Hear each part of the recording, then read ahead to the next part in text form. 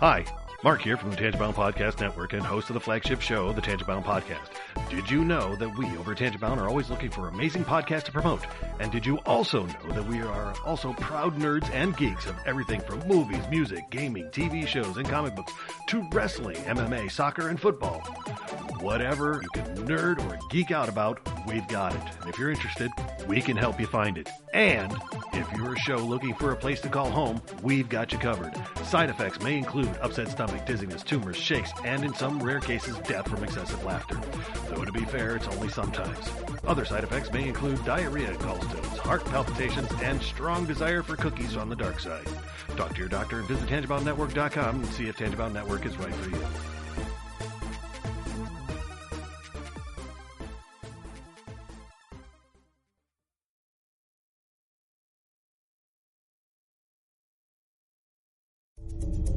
This is a Danger Entertainment podcast. DangerEntertainment.net. Danger Entertainment Podcast Network.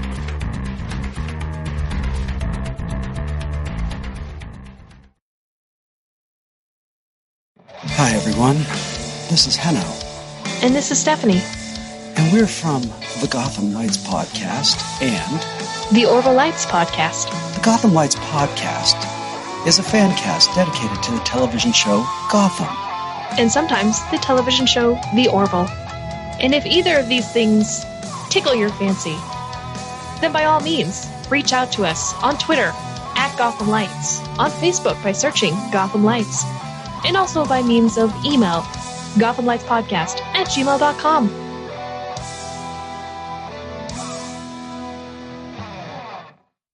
We're not doctors, therapists, trained professionals of any kind, so if you feel you do need help, please reach out and get the help you need. We have a whole list of things on our files page over on Facebook at facebook.com/crazylifepodcast, and or just search on the internet for the suicide prevention hotline number, or go to NAMI.org, or whatever resource you can find. But just please reach out for help if you need it. If you feel as though you're going to harm yourself or others, definitely reach out. And try not to be alone. Also, if you feel that way and you realize that you're writing a note or making plans of how you would do, like harm yourself or others, definitely reach out. That's a huge red flag. And lastly, please do not replace the idea of therapy with listening to this show. Again, if you need help, please reach out and get the help that you need, or contact us. We can try to help you find the help that you need. My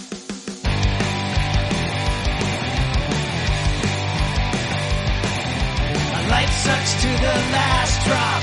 Are you gonna blow your head off? Take good aim and don't forget to duck. My life sucks every Monday and all the way to Sunday. But I wouldn't have it any other way. I don't care how you're doing, what's up or how's it hanging. I'd like to buy this world one last drink.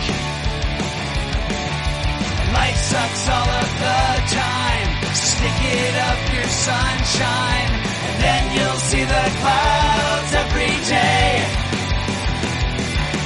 Then you'll see the clouds every day.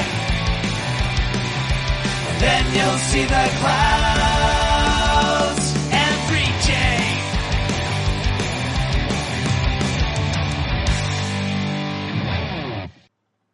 Welcome to The Crazy Life, everyone. My name is Jen, and I am your hostess for the evening. And with me, as always, is Brian. Hey, Brian. Howdy. Henno couldn't join us this week. He may pop in a little bit later, but he's on a trip right now, so it makes it a little difficult for him to call in. Yep. But we wish him always a good time, and hopefully he's having a blast. Yep. So with that, you want to start us off? Yeah, I can. Really quick before we get into that, though, go check out the newest episode of Dark Angels and Pretty Freaks. Henno is on that episode, and they talk about various stuff. He actually, as he kind of hinted at on here, he revealed some of his like 23andMe results on there. So yeah. And then they talk, I forgot what all they talk about. They talk about quite a bit of stuff. It's only an hour though. So it's, good listen really, though. Yeah. And, good way to know more about them. Well, yeah, it's like whenever people are on different shows, cause each show kind of gets something different from you, so it's always fun to listen to, even though I know a lot of the stuff he talked about and stuff, but it's still fun to hear. It's fun to hear him in his dynamic with Neil, the way that me and Tony are, that there's such similarities in the dynamic there that it's kind of fun to listen to. So, absolutely. Yeah. So my week, it's been really boring. We just recorded Salty Language last night, and I was trying to think of stuff to talk about there, and the only real thing I talked about was I just had one of those days where I was just being dumb left and right. And, like I was telling Tony about it. It's like earlier in the day I was chopping lettuce for a salad, and I saw a piece that had part that I wanted to tear off, so I tear the piece in half, and I just walked right over and throw the good half right in the trash. Nice. Left the bad half, well, not bad, but left the half I wasn't going to use on the cutting board. And I'm just standing there just shaking my head, and,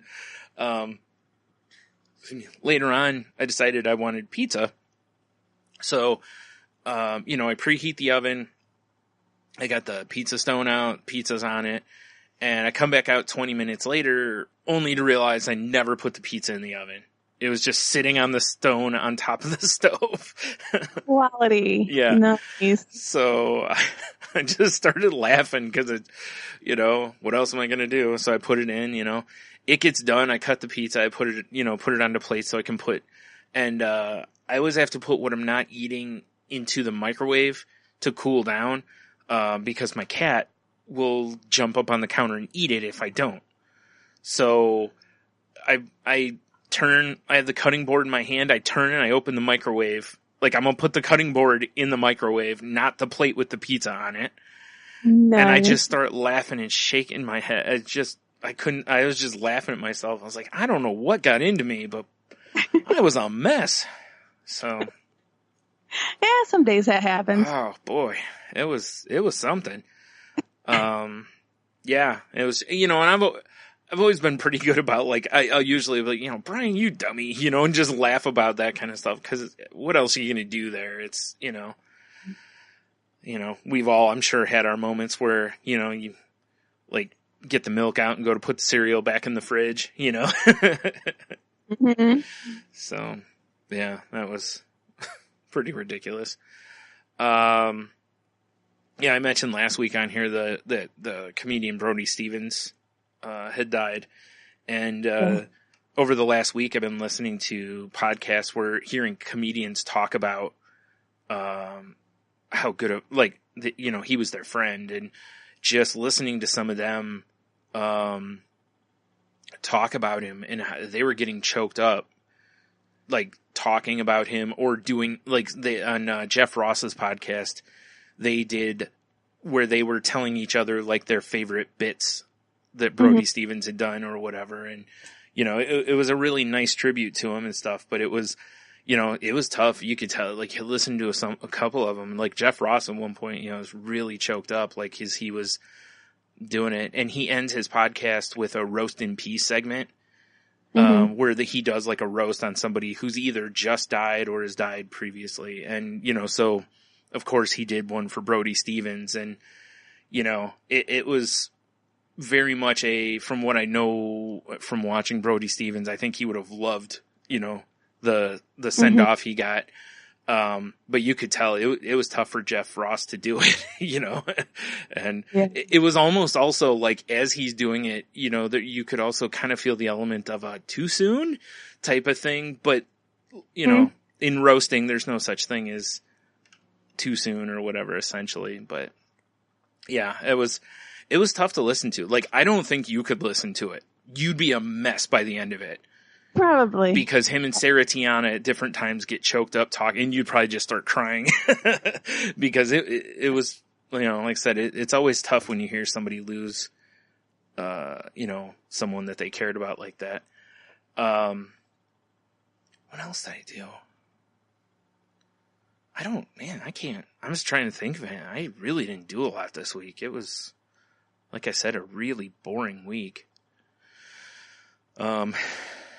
You know, the only thing, I'm feeling a little bit better, mental health wise than I have in the last couple weeks, which is good. But I got a good test of that on Friday. I was trying to get some, Funko Pops, and, they keep selling out really fast, and it's frustrating because I'm not really collecting them for value sake. You know, like I'm collecting them because I just love the things. And it's hard when you read online about stores letting people take 2 and 3. And there's all these people out there who, you know, tried and couldn't get one because of that. It's like, yeah, you know, like I read a story earlier today about one was a Captain Marvel pop. Read a story earlier today about one Target. The cashiers didn't know that there was a limit on them, like 1 per person. And the first person in just grabbed all of them, you know, cleaned the store out of Captain Marvel. And they didn't get a lot in anyway. I think they only had like 6 or something. Yeah. So, that's a bummer. Yeah. And, you know, part of me, like, I know I've been collecting stuff for years, you know, whether it's comics, magic cards, baseball cards, you know, so I understand you're not going to always get the stuff you're looking for. That's part of collecting, you know. And if you want it, you're going to have to pay for it because, you know, that's how it works, supply and demand. But it also, I hate when it feels like people don't even get a chance at something, you know? Like, that's what irritates me. And after it was over, you know, I sent Target's customer service a DM on Twitter and was like, hey, what's this about? It's like, you guys know these are going to go fast. You know they're collectibles. You know there's a huge demand for these. Why are you letting people get more than one? You know, because I guess on the website you were allowed to order 2 of each. And it was like, you should make people basically have to order and then either use another account, I don't know, whatever. But you know what I'm saying? It's like, make it that's the only way you can get as close to, I don't want to say fair, because I hate using fair, but at the same time, fair, you know? That way people, at that point, you just go, well, I just didn't get here quick enough. Yeah. Right? But when people are buying 2 at a time, then it's like, you know, hey, I'm 8th in line, but you only got 10 and you're letting everybody in front of me buy 2. If you let them buy 1, I would have got 1, you know? So, yeah, that stuff bugs me because I've seen different websites do that to where they're like, oh, we're trying to get these into the hands of the collectors, not the sellers. And it's like, no, you're not if you're not only limiting to 1. You know, if you're letting people buy 2 and 3, you're not trying to get them in the hands of collectors, because even collectors are going to buy extras to trade or to sell. You know, why wouldn't you, right? You know there's value there. Why wouldn't you just buy the limit? So they ran into that around Halloween with an Elvira pop at one of the shows. They only made like 300 or something like that, or it wasn't 300. It was some small amount. They were letting people buy 3. And oh my gosh. I'm like, okay, so yeah, I remember saying I was like, so if 150 people are in line and they all take the limit, that's it. You know? Or something to that effect. It's like, that's it. Nobody else. It's like, and you're going to have probably way more than that in line. Like, why would you do that? Do a limit of 1 and then say, if you want to get in the back of the line, and if by the time you get back up here there's more, you can buy 1 more and do it again. You know? Right. Make them go through the efforts. Yeah, because if I got to stand there for 4 or 5 hours to get 2, with that it still would have been worth it. But a lot of times it wouldn't be worth it. You know? Yeah, it'll drastically cut down the profit margin. Exactly. Well, for those who value their time, it does. So, but anyway, you know, it's really trying though, because like I said, you know, and I've like a good example too is like, I was at Target later that day, and this guy walks up to the counter and was like, do you guys have any of the Michael Jordan ones left? And the clerk was like, nah, sorry, man, we sold out, like, right away, basically. And the guy was like, man, he's a truck driver, and that was like, I think he said the 6th Target he was at. Because along his way, he's stopping at, like, every Target he can to see if he can find one. Yeah. And I'm like, dude, they're only going for, like, $27 on eBay. You ought to just buy one that way. Like, that way you're not wasting your time, your effort, you know, you can just have it.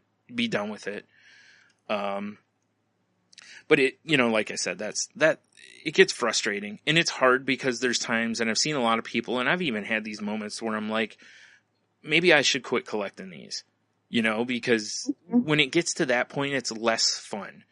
And, you know, when they keep making ones that you really want, but they're the limited ones, it's like, well, okay, well, I get it. You're doing this is going to have a secondary market, blah, blah.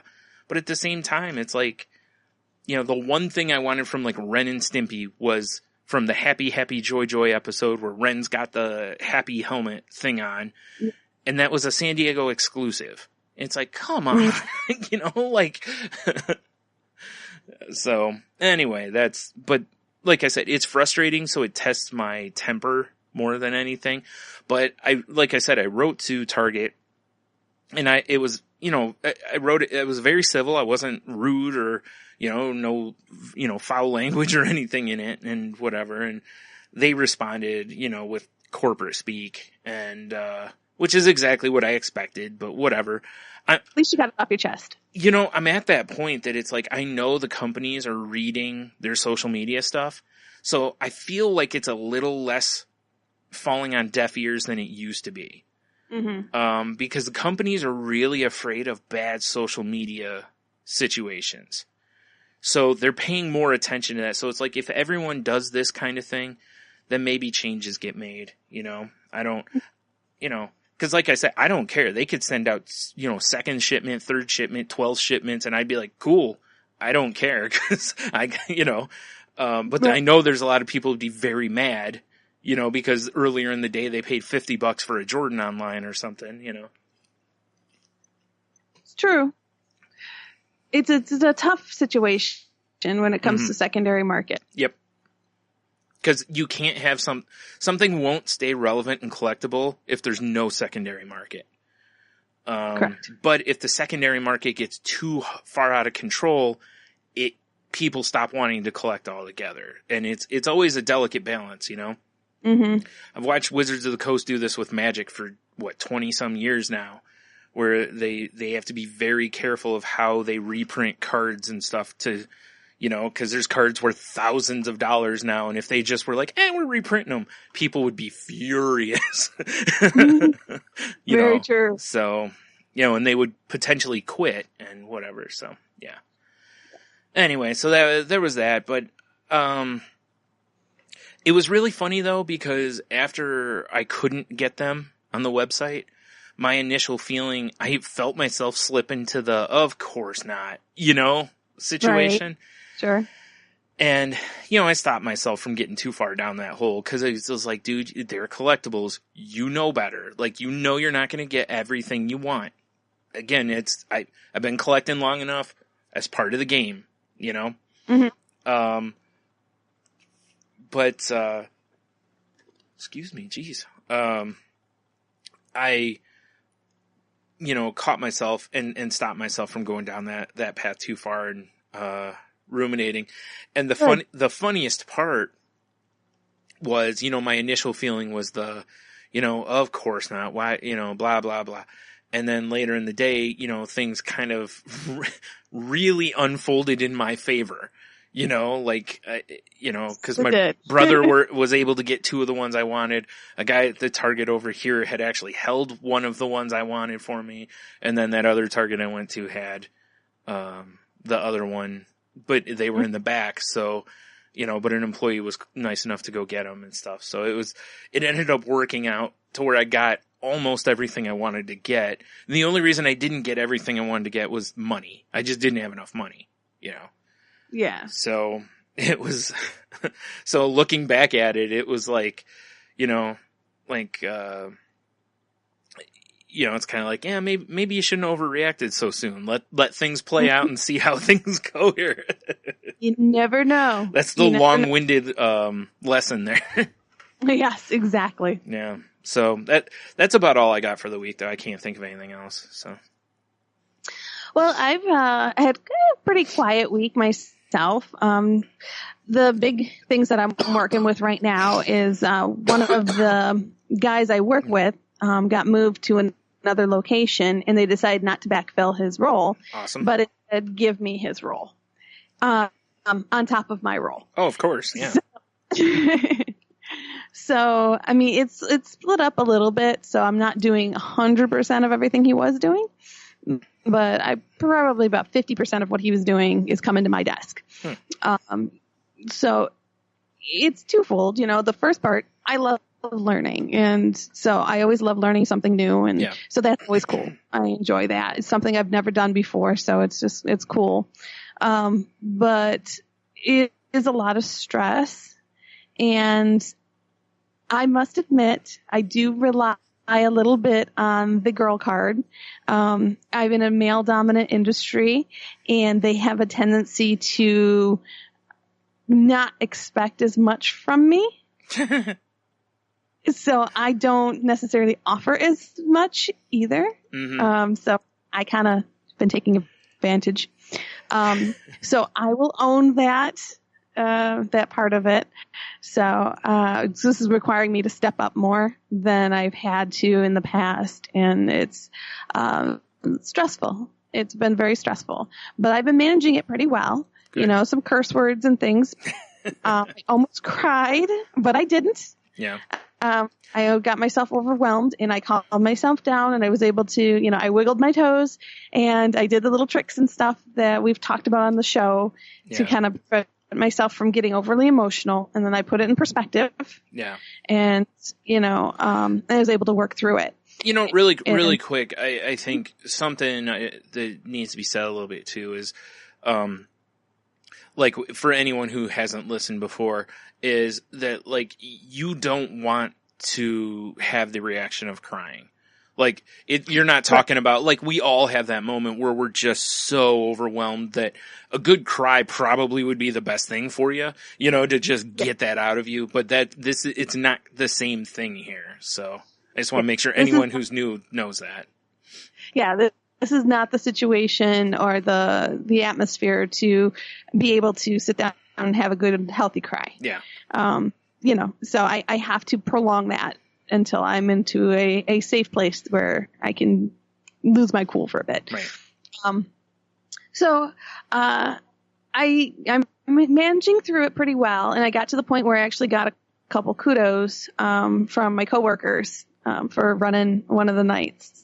So I think I'm starting to get the hang of it. Tomorrow night Wednesday night. This is Monday. Wednesday night I go back and I'll be by myself. The guy that was doing the job won't be there anymore.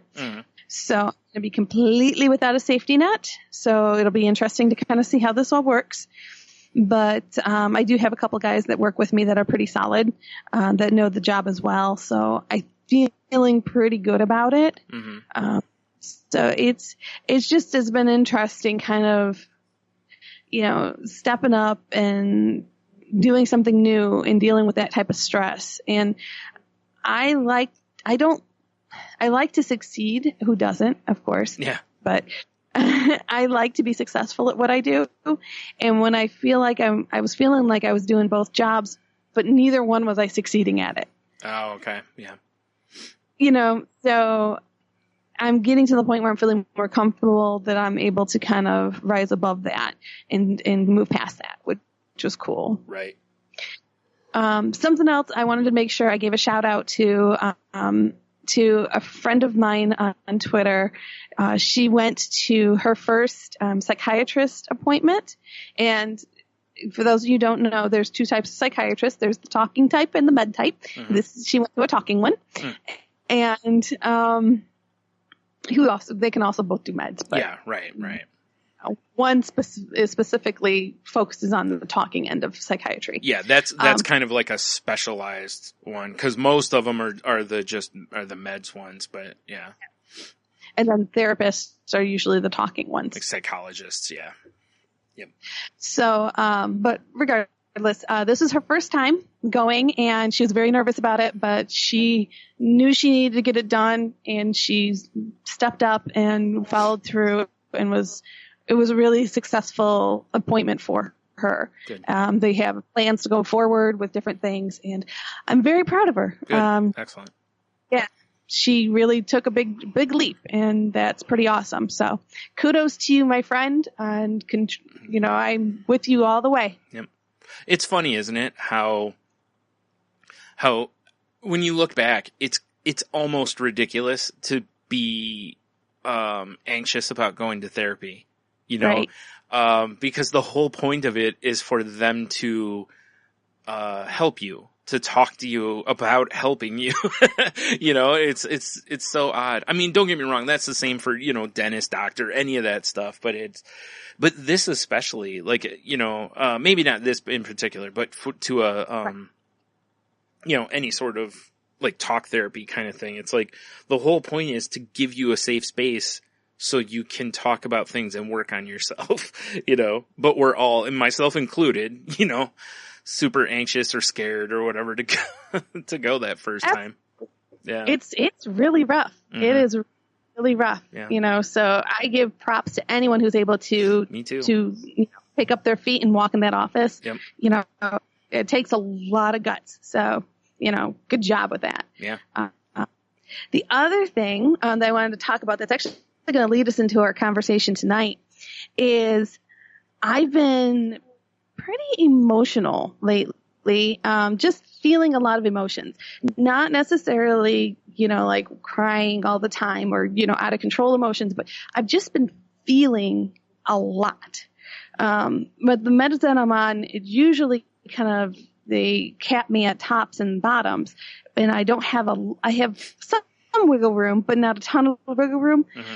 I'm not sure whether I'm building up tolerances or what's going on, but I'm getting a lot more emotion through the system than I normally do. And it's really interesting to see, it's interesting because I keep having to go back to my usual, or reminding myself of what I like to say, which is, it's not the emotions. You feel the emotions. It's the actions that define you. Mm-hmm. So I'm very consciously having to go, okay, I'm feeling this. I am going to do this reaction, or I'm feeling this and I'm not going to react. So I'm really been trying hard to kind of focus on when I react, when I don't react, and what is the appropriate reaction for the situation. Yeah. So it's tough. It's not an easy thing to do, but no. And something else here is that feeling as though your medicine's not working can be fairly normal. Actually, I was actually just reading something about this earlier today. Especially like I've mentioned on here, and I've known people who, when winter comes around, they have to have their meds kind of dialed up a little bit. And then once winter's over and the sun starts coming back out, they can dial them back down, because of seasonal depression and whatever. But, to anyone listening, if you feel as though your medicine's not working, talk to your doctor. Make sure that you're still on the right path. Don't wait forever to do it, because, the longer you wait, the harder it is to steer back to where you want to be, or maybe the medicine you're on is not right for you. Or like with me, they added, and you too, we've had where they've added another one to kind of help, boost, like me, they put me on Wellbutrin because it kind of boosts the effects of Trintellix.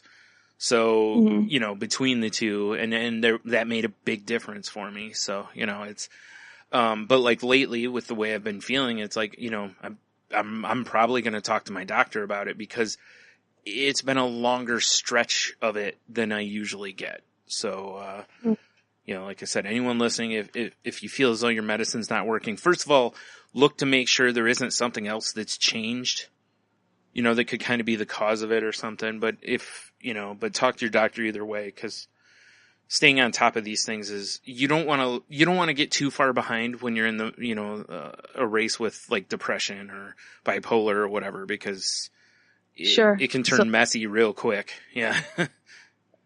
But so far I'm doing well. I'm staying on top of it, and I'm managing through it really well. So I feel confident that things are going okay. Good. It's just life effects that are causing me to feel more. Right. And it's not bad feelings either, so it's like I'm not going too far down or too far.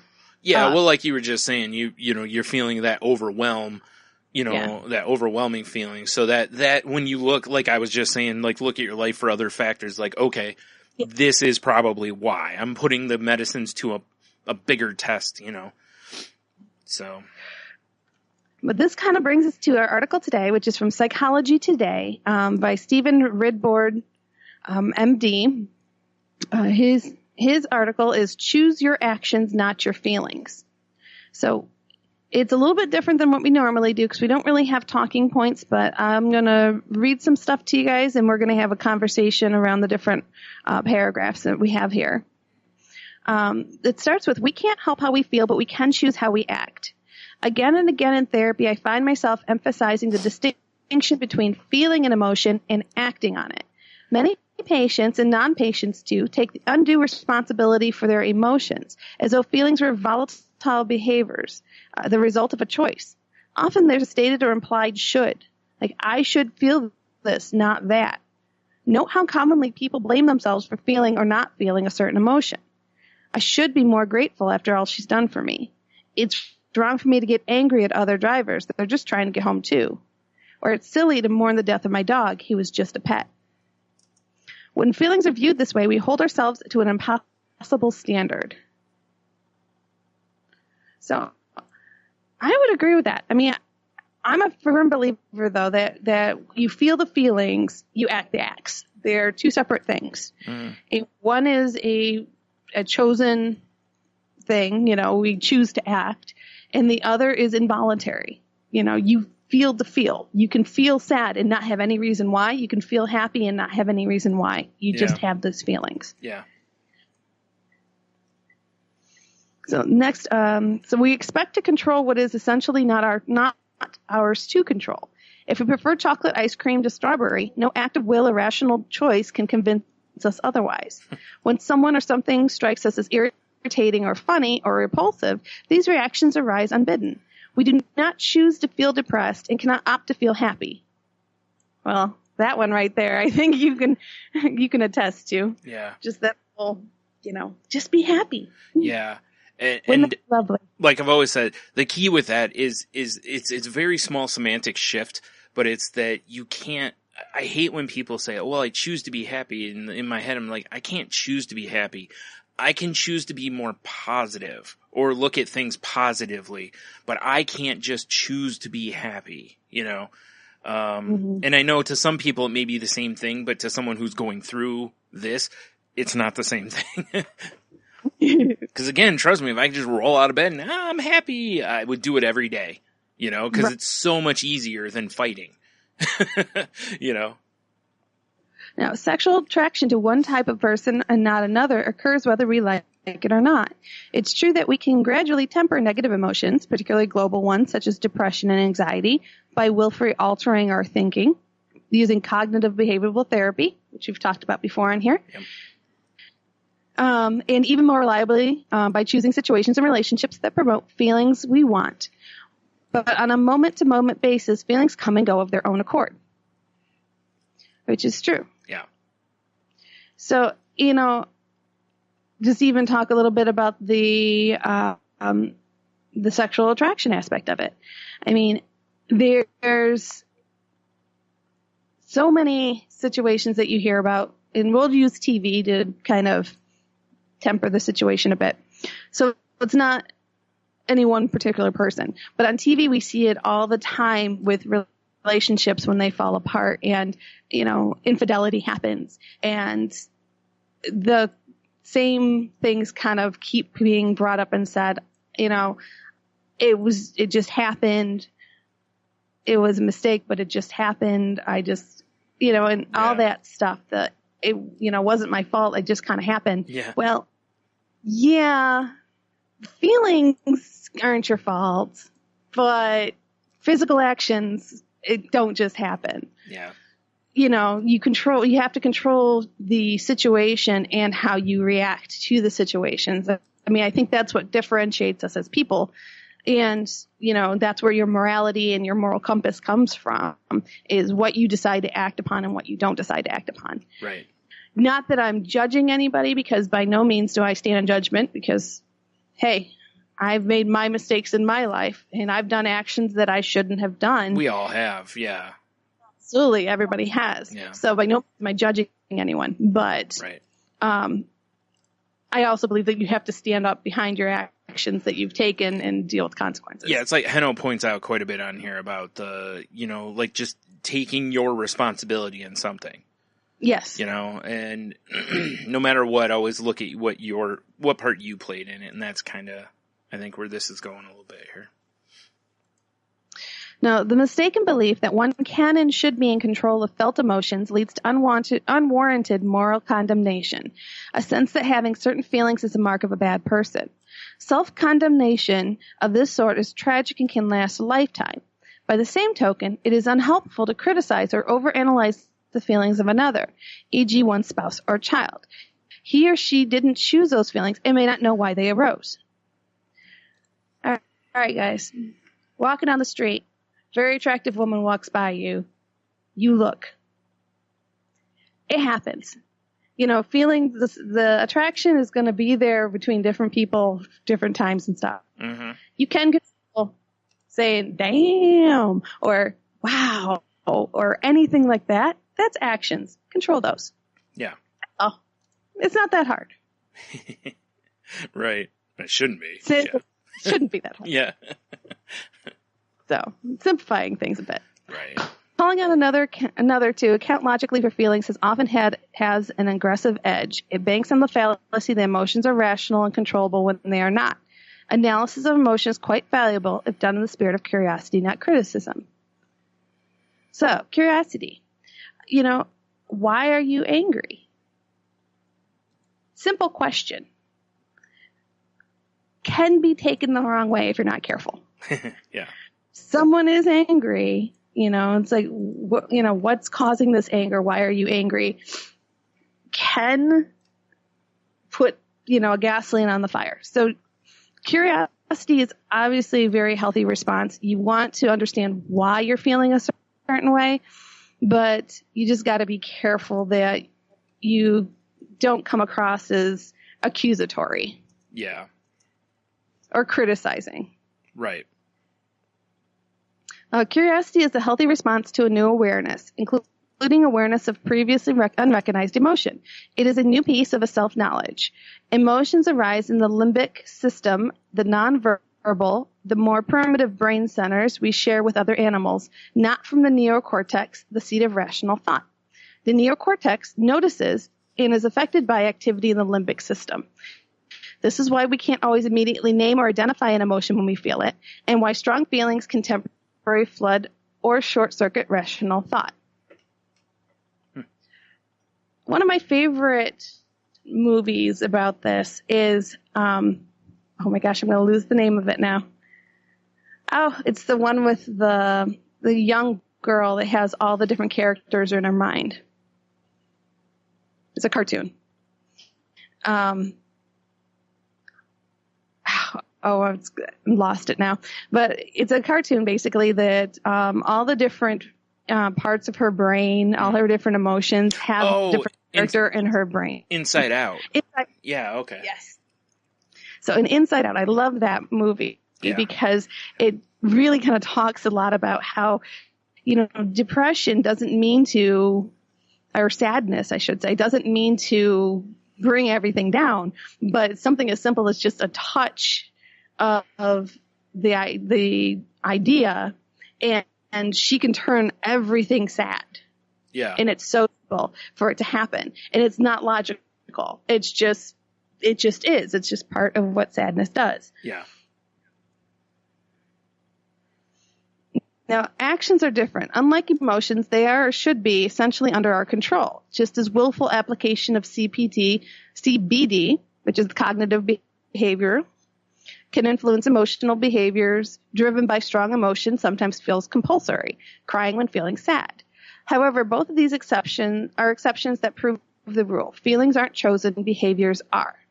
Anger, sadness, or lust do not, in themselves, compel anyone to do anything. Our ability to responsibility to exercise choice occurs when deciding to act, not at the point of having the feeling. If you are angry, your arm does not automatically swing. No? All right. It doesn't happen that way, folks. So, if you punch somebody or you punch the wall, it's the same thing as what we just talked about with the whole, sexual attraction thing. If you punch the wall, that's an action that you chose to do. Right. Maybe the feelings overrode the rationale behind it. It happens. I understand. We all make mistakes. We're not perfect. No judgment on my part. I'm just saying that it's a choice that you made. Mm-hmm. Our actions have real consequences for ourselves and others. They can get us fired, arrested, divorced. They can hurt our loved ones and our coworkers. This is why it's so crucial to differentiate behavior from internal feelings and emotional states. Yet many fail to make this distinction and suppress or deny feelings, often imperfectly, out of fear of the consequences resulting from those acting on the feelings. According to traditional psychoanalytic theory, unconscious effort to avoid awareness of these dangerous feelings results in anxiety and other symptoms. So basically what it's saying is address the feelings when you feel them. You don't have to act on them, but just know that they're there. Give them the name. Assign them a position in your life. It's like, yes, I am angry. You don't have to go any further than that.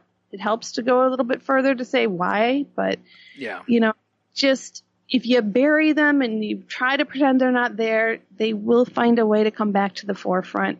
It'll, it has been proven psychologically over and over and over again in tests and all this other stuff that if you bury the feelings, they will come back. Yeah. Yeah. And plus it's just, you're just creating a time bomb by doing that, Yeah, exactly. Yeah. Much of the value of psychoanalysis in an analytically based psychotherapy is experiencing emotions in a safe setting by separating these experiences from adverse behavior and consequences. When the separation fails to occur, the technical term is acting out. If the adverse behavior occurs outside of therapy session, and the lesser used acting in if it occurs within therapy itself. So distinguishing feelings and actions is part of the special sauce of psychoanalysis and dynamic psychotherapy. As with free association, transference, the relative anonymity of the therapist, and other aspects of dynamic work, I believe nothing is gained by keeping patients in the dark about the process. When a patient speaks of emotions as though they were volatile action, volitional. Sure. Word I don't know. Or fails to separate feelings from behavior, I pointed out in hopes that leads to insight and greater self-knowledge. So there you go, folks. But yeah, I wanted to talk a little bit about it tonight just because it's something that I hold very high in my mind, in my life, and how I tried to make that distinction. Mm-hmm. It's helped me immensely when I can separate the two and really get perspective. I think that's a huge piece of it, is gaining perspective on this is emotional. Emotion, I cannot control the emotion, but here's something I can control. Yeah. It gave me, as soon as I came to that conclusion, it gave me that ability to kind of separate the two, gain perspective on situations, and really adapt my behaviors to suit situations better, because I have a better understanding of myself and how I am perceiving myself in these situations. Right. Which makes sense. Like, it was kind of, like really, I did, without even realizing I was doing it when I was talking earlier about, being more positive versus being happy, choosing. It's like you can choose to be more positive in how you, frame things, but I can't. Now, maybe other people can. I can't just choose to be happy. But what you find is by choosing the other, it leads you more down that path, Mm-hmm. So, and I think it kind of shows it here is your feeling is whatever it is, but even when you're feeling negatively, if you can turn your thought process, which is an action, if you work to change that, you can change the feeling, to some extent too. And it's not just with like depression or that's really in any situation, if somebody's really mad at you, you can sometimes change their feeling with your actions.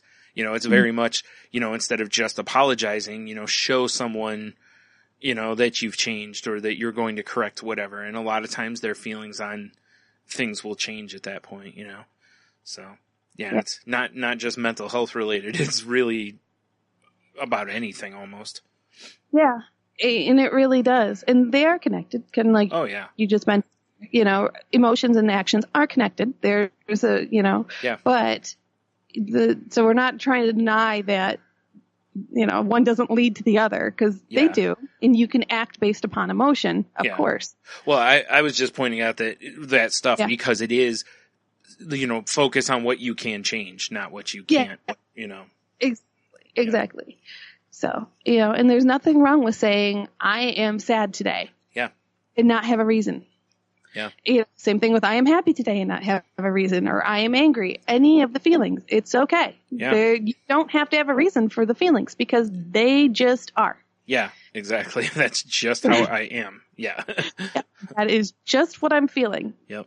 And so that's, and once you take that power away from the feelings and just let them be what they are and just experience them and let them pass through, you'll just feel so much more in control and it's just so much nicer to not feel like, to have that control, to feel out of control based upon your emotions. Yeah, this really can help with anxiety too. It kind of fits into that whole, instead of avoiding your anxiety or avoiding situations that make you anxious, there's a school of thought on it that is put yourself in that position, ride it out kind of a thing. It's just depends on what works for you. Again, a lot of this stuff with mental illness, that's how it seems to be, is there's no cut and dry playbook. For some people, certain things work, so yeah, this can be a situation where you can act to change the feeling and, because if you just choose to be in an uncomfortable situation and just ride it out, essentially, the theory is that it will change your feeling because you won't be as anxious going forward, doing it again and again, so. Like I said, whether or not it works, that's who knows. That's a case by case. Exactly. Yeah. Well, that's what I brought for today. And I don't know. I think we're pretty good. What do you think? Yeah, I think so too. Awesome. Really quick before you get to the end stuff, you mentioned the movie Inside Out. I'm going to have a link in the show notes to the podcast Shrink to Shrink.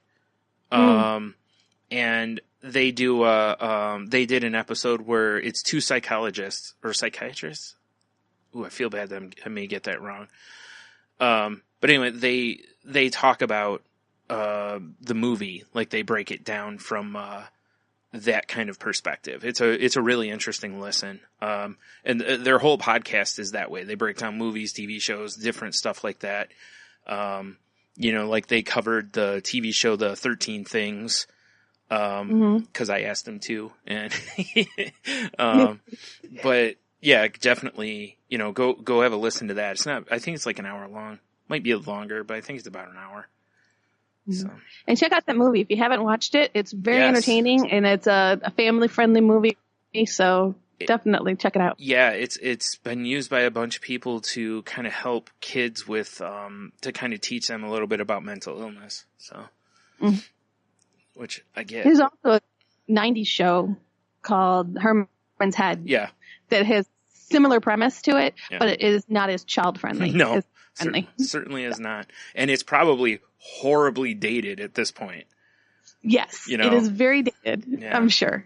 I would think, yeah. But it was a good show. Yeah. So, yeah. So anyway, like I said, go check that out. The link's in the show notes. The show's Shrink to Shrink, if you want to just check it out on your own without finding the link to it. Cool. Their newest episode, I think they covered Star is Born. Or Star is Born, the new one. So, good. Yeah. Which I think probably be a good listen, because I know I haven't seen it, but I know that's supposed to deal with some mental health stuff in it and whatnot. So, yeah.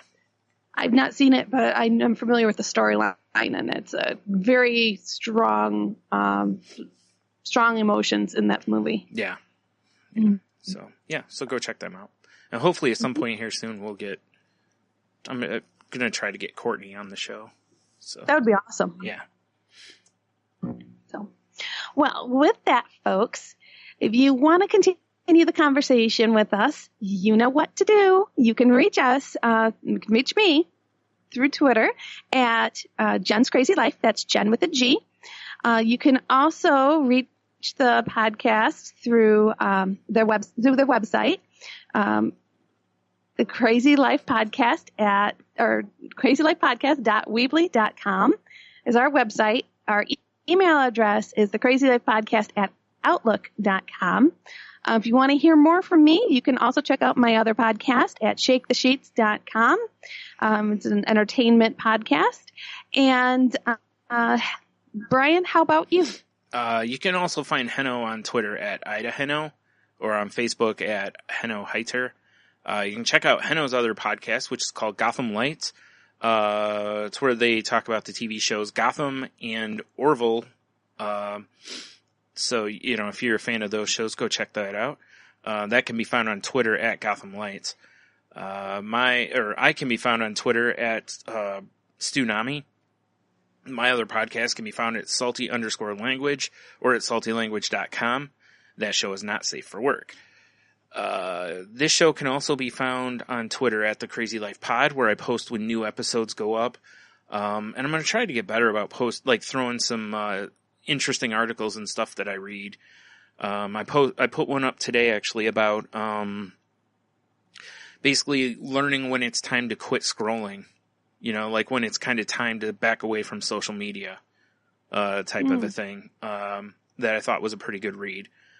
And because I know, that's kind of like a hot thing right now, as so many people now are bragging about how they're able to put their phones down. So it's so amazing how we cycle around these things. Initially it was like, I'm not going to be on my phone all day. Now it's, I'm not going to be on my phone all day, but it's for different,